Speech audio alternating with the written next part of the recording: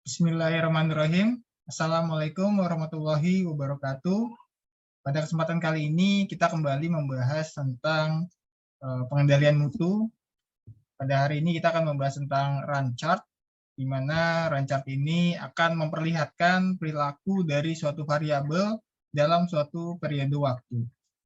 Di sini run chart juga dapat dijadikan basis untuk control chart, di mana run chart ini dapat memonitor kinerja dari suatu proses untuk suatu periode waktu tertentu, sehingga dapat dideteksi adanya suatu kecenderungan atau tren tertentu.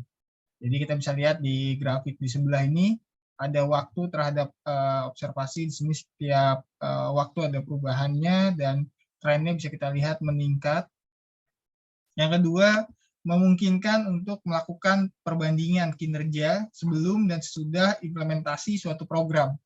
Jadi bisa kita amati juga tentang perubahan atau kinerja yang terjadi sebelum dan sesudah implementasi suatu program dijalankan. Di sini ada contoh, ada konsumsi oil atau oli pada mesin. Di sini ada terhadap waktu, ada perubahan di sini. Nanti kita bisa lihat juga trennya.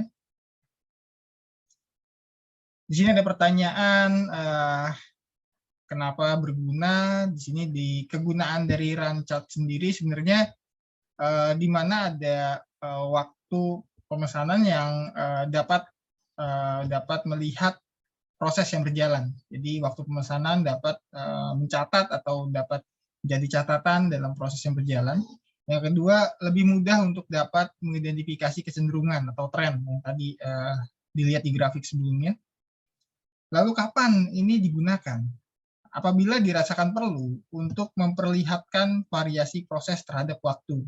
Di sini yang perlu digarisbawahi adalah memperlihatkan variasi proses terhadap waktu. Jadi dalam kurungnya ini bisa kita lihat untuk memperlihatkan ketidakkonsistenan dalam suatu periode waktu. Melihat ketidakkonsistenan. Ini jelas di sini di grafik sebelumnya kan ada ketidakkonsistenan. Kalau dikatakan konsisten, grafiknya tidak setinggi ini, biasanya hanya sedikit saja, atau kadang cenderung untuk lebih flat. Lalu bagaimana cara menggunakannya? Yang pertama adalah data dikumpulkan berdasarkan waktu. Jadi dikumpulkan dulu bisa berupa hari atau shift. Lalu umumnya dibutuhkan 20-25 data untuk dapat mengidentifikasi kecenderungan. Jadi kalau melihat tren kurang dari sini kurang bagus datanya, jadi dibutuhkan 20-25.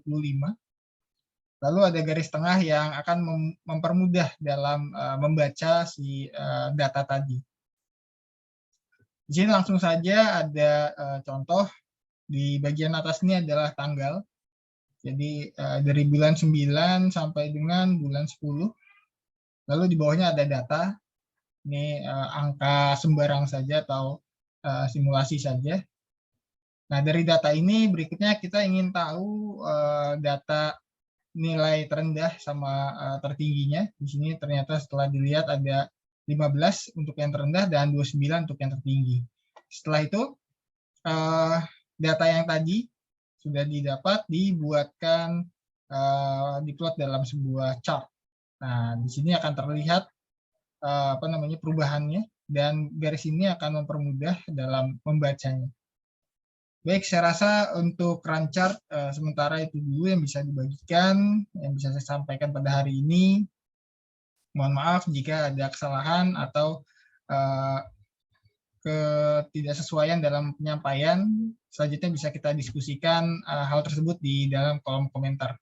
Saya rasa cukup, saya akhiri. Wassalamualaikum warahmatullahi wabarakatuh.